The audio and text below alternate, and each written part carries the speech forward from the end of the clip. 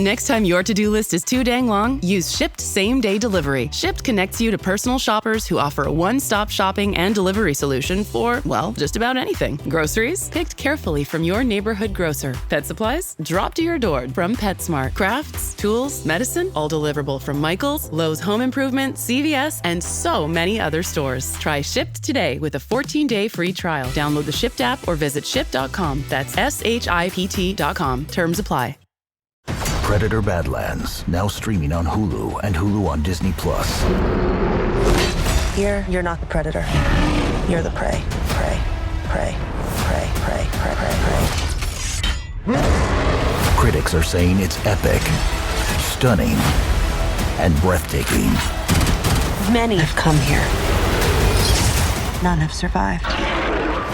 Predator Badlands, now streaming on Hulu and Hulu on Disney+, rated PG-13. Hey, Disturbed listeners. Before we start, I have a quick update on the show. From now on, episodes will be at least 30 minutes long, and ad breaks will be shorter. We're also returning to weekly releases here on the main feed, and those Disturbed episodes will have primarily true horror stories with some paranormal stories mixed in. We've had a lot of positive feedback about Night by the Campfire, so we'll be continuing it as a monthly, membership exclusive. Thanks for listening, and hey, stay safe out there. This content may not be suitable for all audiences. Listener discretion advised. I heard it. A loud bang, like a slamming door. Slowly, I walked out of my bedroom and peered into the living room. Even in the dark, I could see that something was wrong. As we stood there, frozen by the door, the man stood up from his recliner and moved toward us. I had no idea what his intentions were, but I wasn't waiting around to find out. From Killer Podcasts, true tales of horror, bizarre happenings, unexplainable events. This is Disturbed.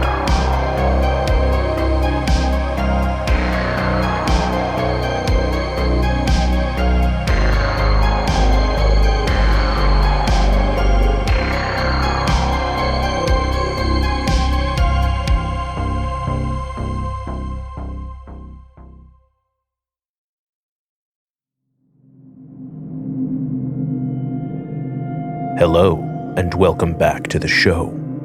This week we have 3 true stories that will make your skin crawl. So sit back, listen closely, and dive into the horror. In our first story, a group of girls wander into a trap. Narrated by Tara K. Berg. From Reddit user otherwise Ice5392.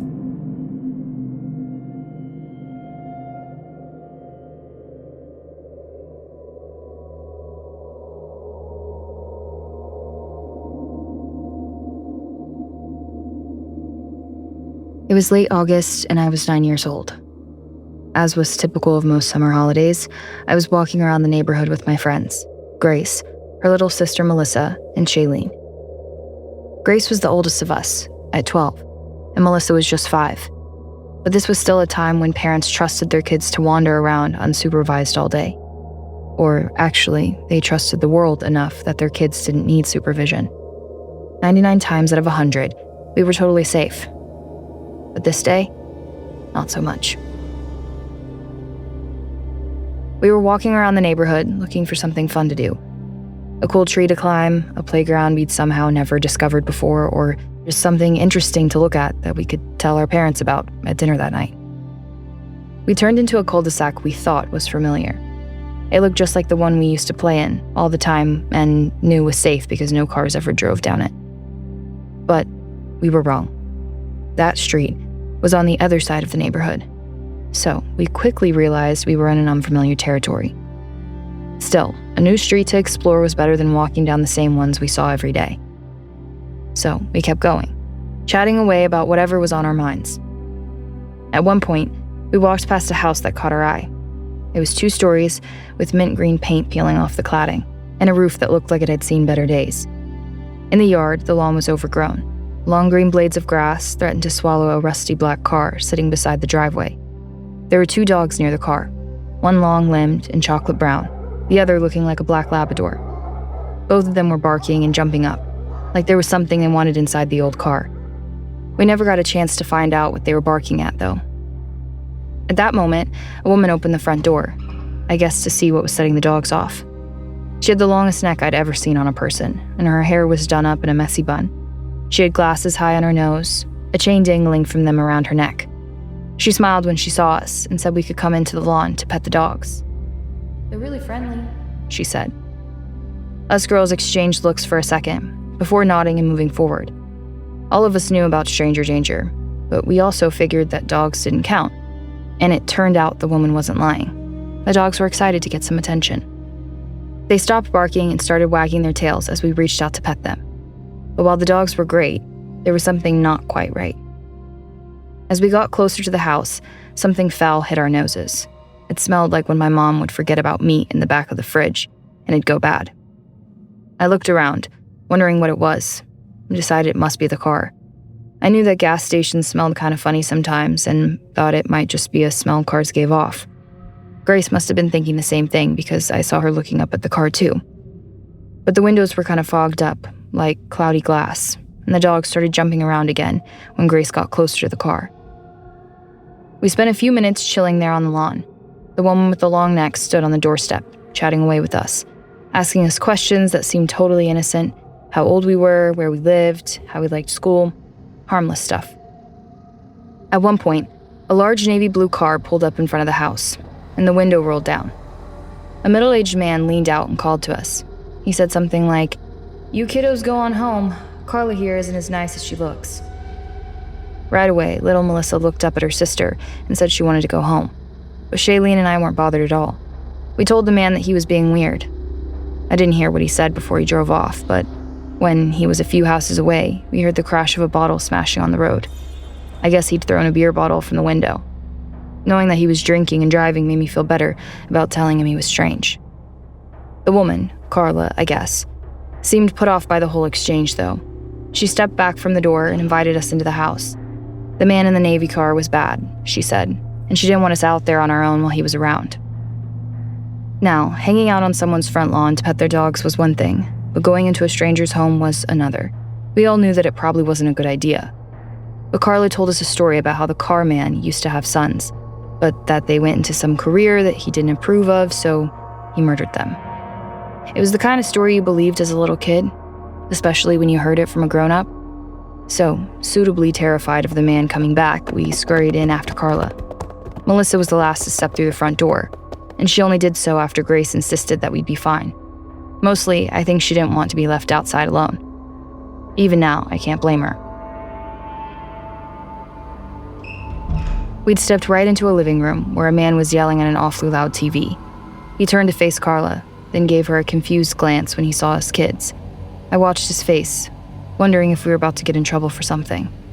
But his eyes just went wide as he and Carla looked at each other. They didn't say anything. They just gave tiny nods, before he turned the volume down on the TV and sat there quietly. That was when I started to get the feeling that something wasn't right here. The man in the car might be outside, but if he came back and tried to hurt us, at least we could run away. And here we were trapped. And all of a sudden, we were alone in the room with the TV guy. Carla had bustled off to the kitchen, saying something about baking cookies. The man was watching TV, but he kept glancing over at us. Couldn't shake the feeling that he was standing guard. I turned to the others and told them what I thought. I was getting the creeps, and we absolutely shouldn't be there. Shailene nodded in agreement, but Grace thought I was being silly. Meanwhile, Melissa was practically shivering and quietly begging her sister to bring her home. As we stood there, frozen by the door, the man stood up from his recliner and moved toward us. I had no idea what his intentions were, but I wasn't waiting around to find out. I yanked open the front door and screamed at the others to run. We all bolted down the porch steps and onto the lawn, past the barking dogs and onto the sidewalk, where we stood catching our breath. I looked over my shoulder and saw the man following us, but he stopped at the edge of the lawn. It looked like he was afraid to come any closer. He called out something like, "Hey girls, the food is almost done." I'm sure your parents won't mind you staying for a snack." One of the dogs growled at him just then. He turned and snapped at it, saying something to both of the dogs. I couldn't hear what, but it sounded like a command. All of a sudden, both the dogs were stalking towards us. It was Shailene who screamed at us to run this time. Grace crouched down so Melissa could climb on her back, and we took off towards the entrance to the cul-de-sac. We didn't stop running until we got home.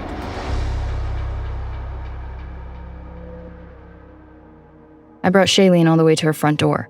Then she stood there watching me until I got to our front gate, a few doors down. When I made it inside, my dad could see I was upset. I don't think I'd ever been that scared in my life. I tried to explain to him what had happened, but he looked confused. I guess I wasn't telling the story right. I think I must have glossed over the weirdest pieces because he ruffled my hair and told me I was safe at home now, and that was it. Part of me believed him, because I didn't think about what happened that day for a long time. But now, I wonder what was really going on. Were we ever in danger? And if so, who were we in danger from? Was it the man in the blue car? Or was it Carla with the long neck and her strange, quiet husband? I don't know the truth. And I know I never will. I've made peace with that. But I've never felt safe walking down any cul-de-sacs since that day.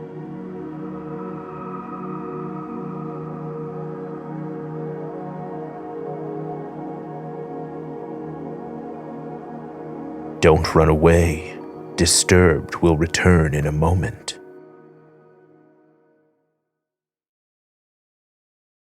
Picture this.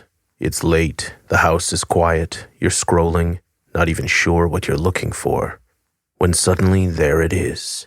The thing you didn't know you needed until this exact moment. Then checkout hits, and that familiar feeling of dread sets in. Passwords, wallet, where did I put my card? And then you see it. That purple Shop Pay button. Everything's already there. One tap, done.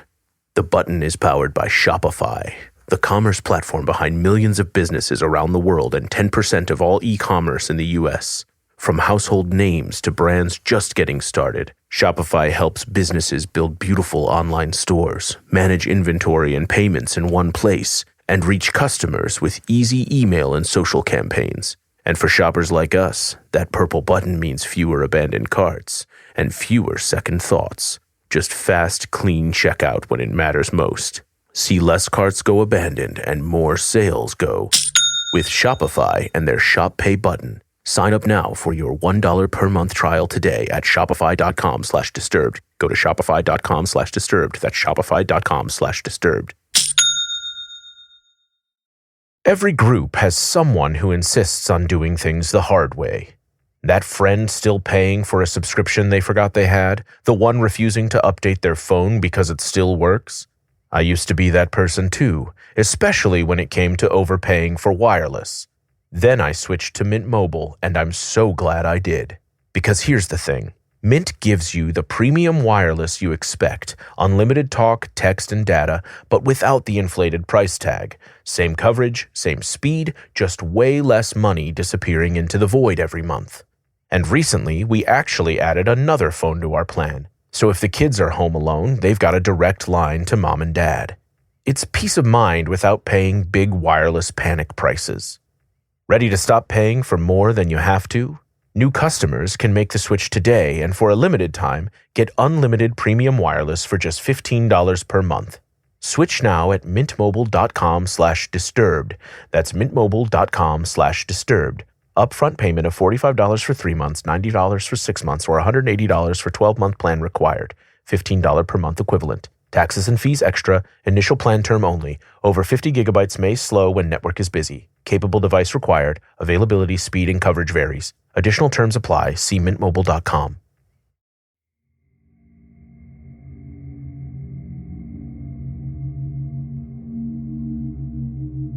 In our next story, a digital feud grows into something terrifying.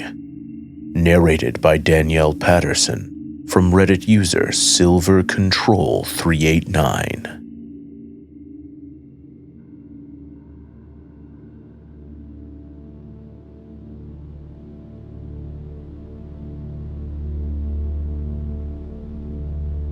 I never thought I'd be telling a story like this. Not one of my own. But I need to get it out.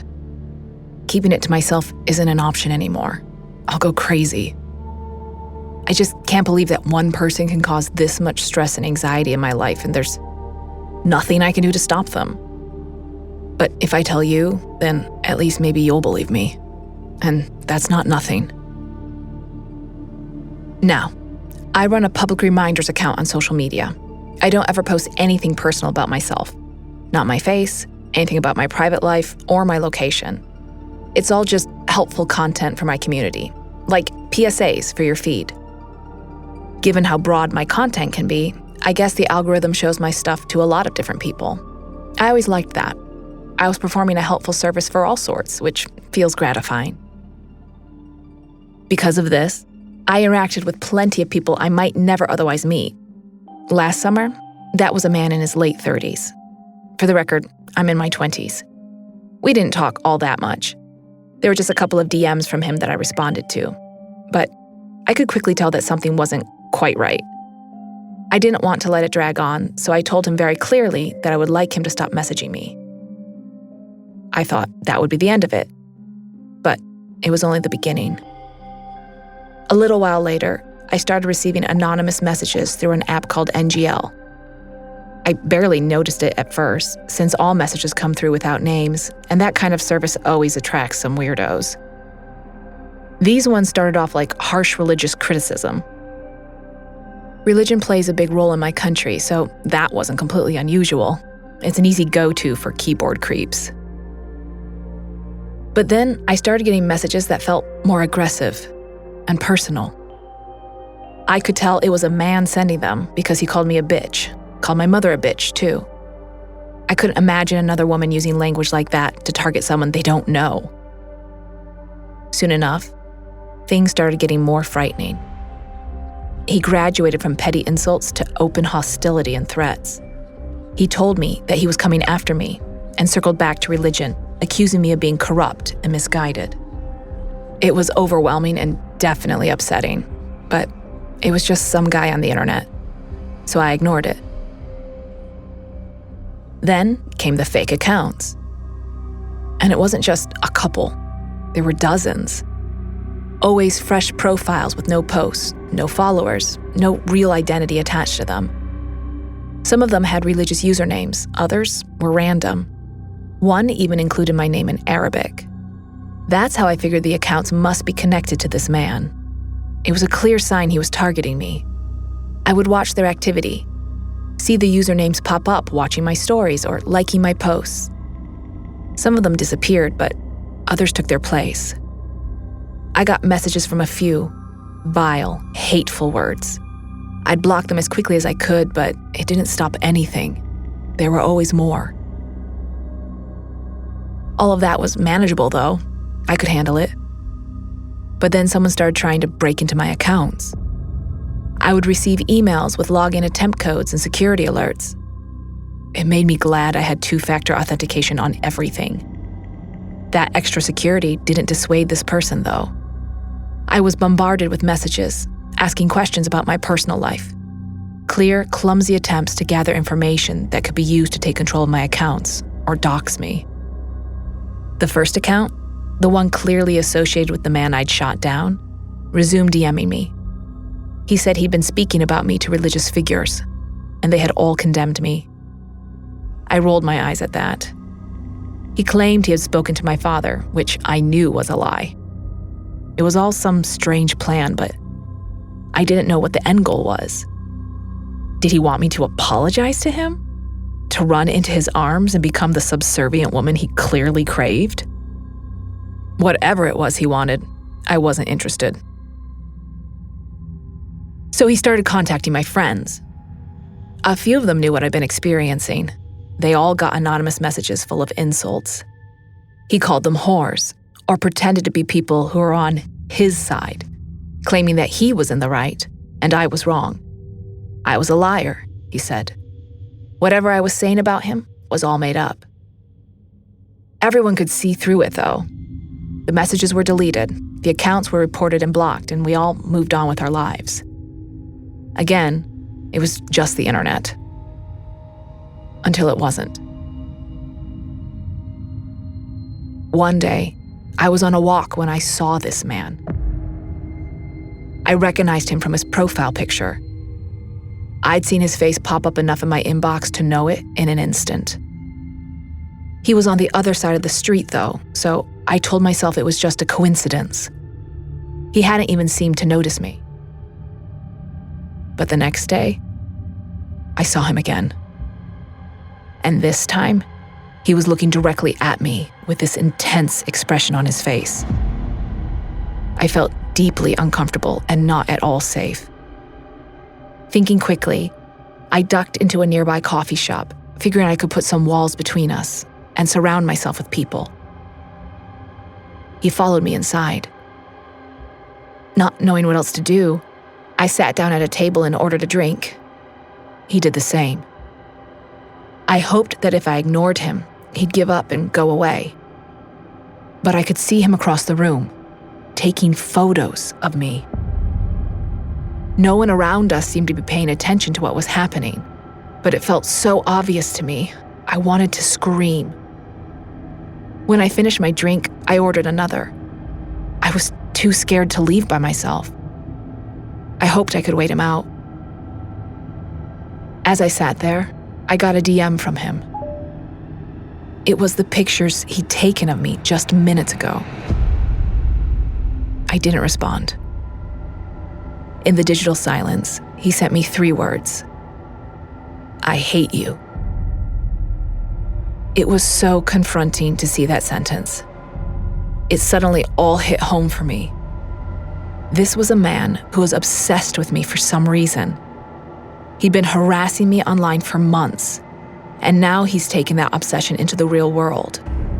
Now, he was telling me that this wasn't some misguided crush.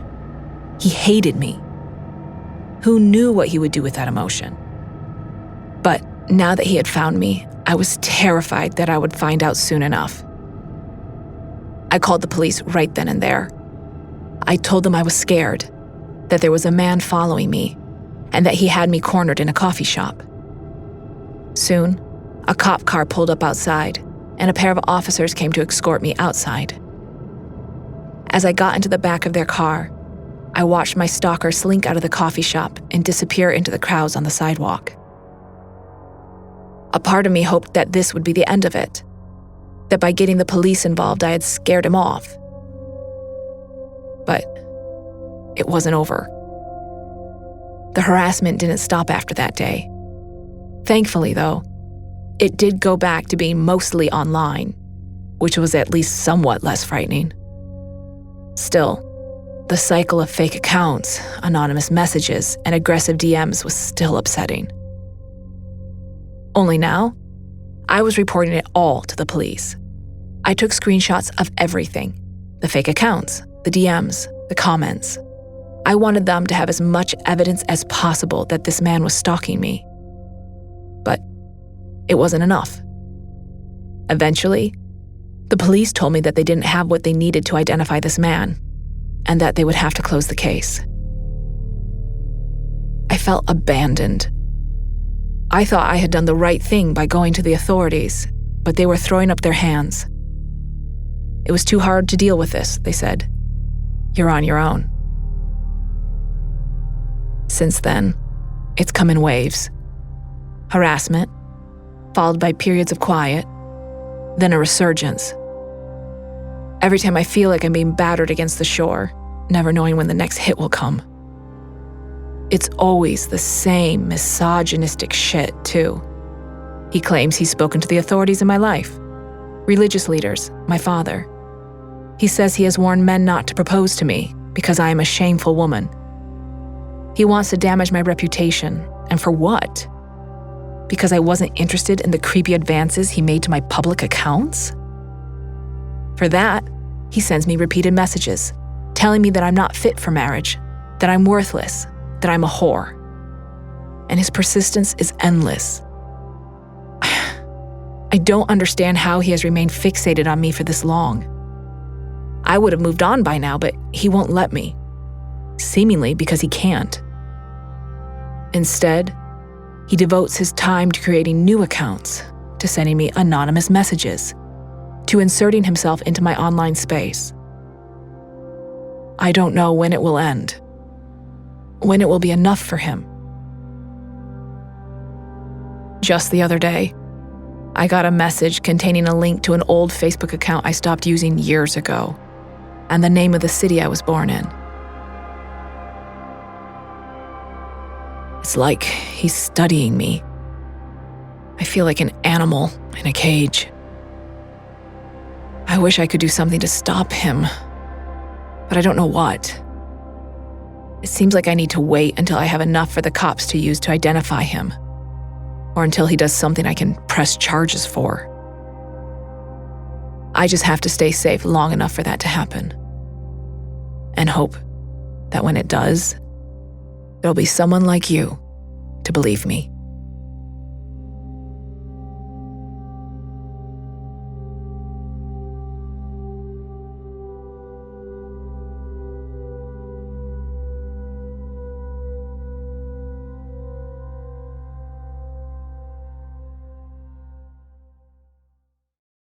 A well-built wardrobe is about pieces that work together and hold up over time.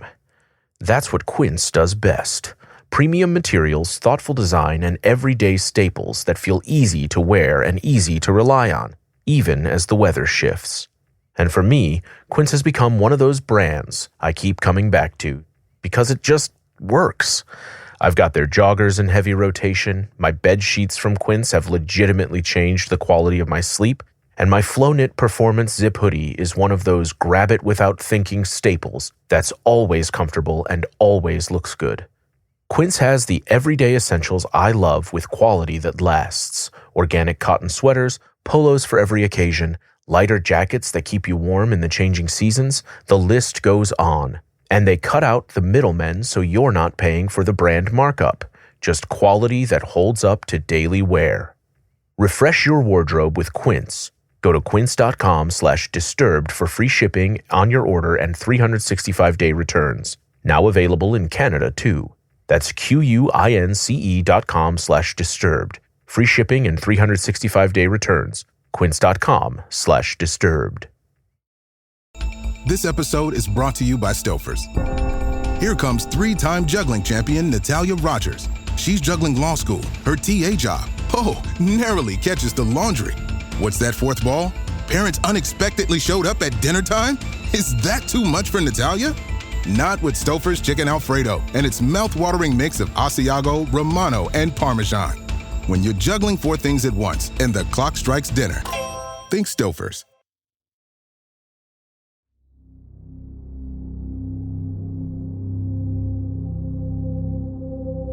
Welcome back, listeners. In our final story, a young woman learns what it means to be on your own. Narrated by Laura Lockwood from Reddit user AlarmingJob5460.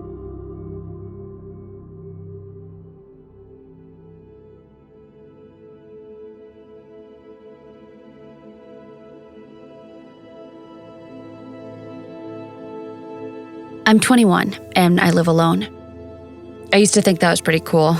I don't know many other people my age who have their own place. It's not like I live in a palace or anything, but having it all to myself is badass.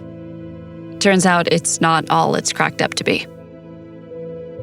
2 weeks ago, completely normal day, I got up, made myself some coffee, grabbed a granola bar, and ran out the door. Total girl on the go stuff. I'm still in college, but I mostly take evening classes so I can work during the day. You know, to afford my solo living lifestyle. So I go to work, get through my shift, and clock out in the afternoon so I can head to campus for class. That wraps up on time, and I treat myself to an Uber back to my apartment. I usually take the bus, but my building isn't in the best of neighborhoods. I wouldn't say it's a dangerous place, but I try to be careful after dark. My driver drops me off, and I pull out my keys as I walk to the building entrance. I grab my mail on my way in, and am just on my way up the stairs to my floor when I see a man sitting in the hallway. I should explain. My building has these deep walls at either end, which makes for these chunky window ledges you can sit on. Not that anyone ever does who wants to sit in the empty hallway of our mediocre apartment building. Apparently, I thought this guy did. I make eye contact with him for a second, then turn the other way to head for my door. I swear I can feel him staring at me as I put the key in the lock. I peek over my shoulder as I turn the handle and, yep, he's watching me. I got that feeling like I had when I was a kid and would run to get into bed once I turned the light out. Like I had to get my feet off the floor so monsters couldn't get me. Except this time it's just some random guy sitting 30 feet away. I hurry over the threshold and slam the door shut. I turn the lock and tell myself to calm down. A little while later, I caught my breath and changed into my pajamas. I made some ramen for dinner and flopped onto my bed to watch TV. I don't have a TV in the main space, so I was in my bedroom. Soon enough, I'd forgotten all about the man lurking in the hall. It was around 11, which is right around the time when I usually would start getting ready for bed. I was working up the willpower to turn off the screen and brush my teeth when I heard it. A loud bang, like a slamming door. I sat up, instantly wide awake, and turned the TV off. I couldn't hear any other sounds. It was so quiet. Slowly, I walked out of my bedroom and peered into the living room. Even in the dark, I could see that something was wrong. My front door, it was open. Just a crack, but open is open. That meant someone else was in there with me. In that moment, I didn't even think. I just bolted to the door and out into the hallway. I took the stairs 3 at a time as I ran up 2 floors to where a friend of mine from school lived. I pounded on his door until he opened up. It looked like he'd been playing video games. He still had his headset on and everything. Gulping down big breaths, I told him what had happened and begged him to come take a look.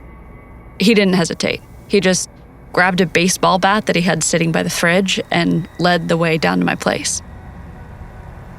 It was exactly as I left it.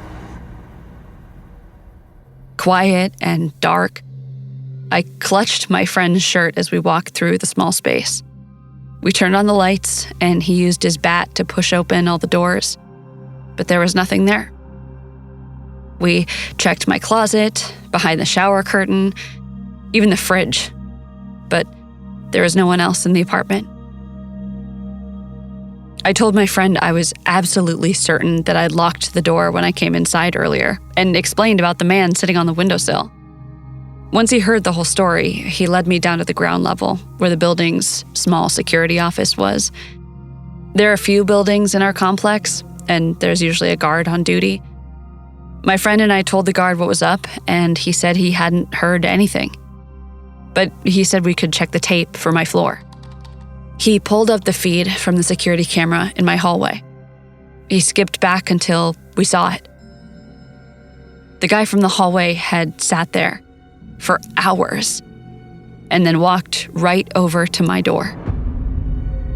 He was bent over the lock for a couple minutes, and right when he opened it, there was a loud banging noise. It sounded like a slamming door. Whatever it was, it clearly spooked the guy because he ran away from the door and down the stairs. I stood there in silent shock watching the footage. I couldn't believe how close that creep had come to entering my apartment. I was so lucky that the same sound that snapped me awake had scared him off.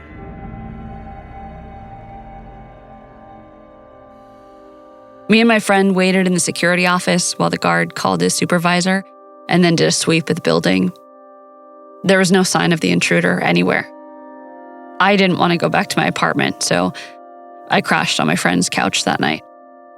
The next morning, I went back to the security office and demanded they add a deadbolt to my door and asked them to file a police report as soon as possible. I've got the deadbolt now, but I'm still looking for a new place to live. I don't want to be here if that guy ever comes back.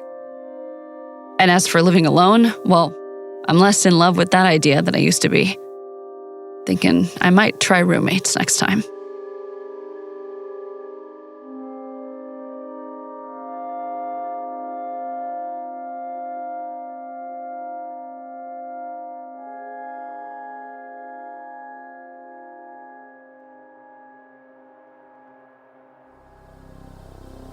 Want more Disturbed? Check out our Patreon for member-exclusive content, early merch access, and other cool perks. I'm your host, Doug Bailey, and this has been Disturbed, a production of Killer Podcasts and part of the Evergreen Network. For more paranormal and true crime shows, visit killerpodcasts.com. Follow our social channels at Disturbed Podcast on Instagram or Disturbed_pod on Twitter. If you enjoyed the show, please consider subscribing and reviewing on your favorite listening platform. Share your own true horror story at disturbedpodcast.com. Music by Epidemic Sound and by Carl Casey at White Bat Audio. Our producer is Declan Roars. Audio engineering by Nathan Corson, Will Pritz, and Sean Rule Hoffman. Executive producer Bridget Coyne. Until next time, stay safe out there.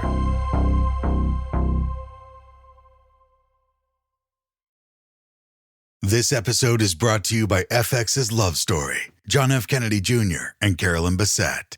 Join host Evan Ross Katz on the official podcast for FX's new series, Love Story, John F. Kennedy Jr. and Carolyn Bessette, and go behind the scenes with cast and special guests, featuring Sarah Pigeon, Paul Anthony Kelly, Grace Gummer, and Naomi Watts. FX's Love Story, John F. Kennedy Jr. and Carolyn Bessette, wherever you listen to podcasts. Hi, folks. Let me see if I can sum up Midnight Burger in about 25 seconds. Really big monster! Zero irony. Congratulations! You are a prisoner of the Ted Empire. Leaf dated an orb one time. An orb? The radio is talking to me. A space pirate? This is the stupidest dystopia we've ever been to. Yeah, that didn't work at all. At the nexus of all things, there is a diner. Look for Midnight Burger on your favorite podcasting app or just go to weopenat6.com.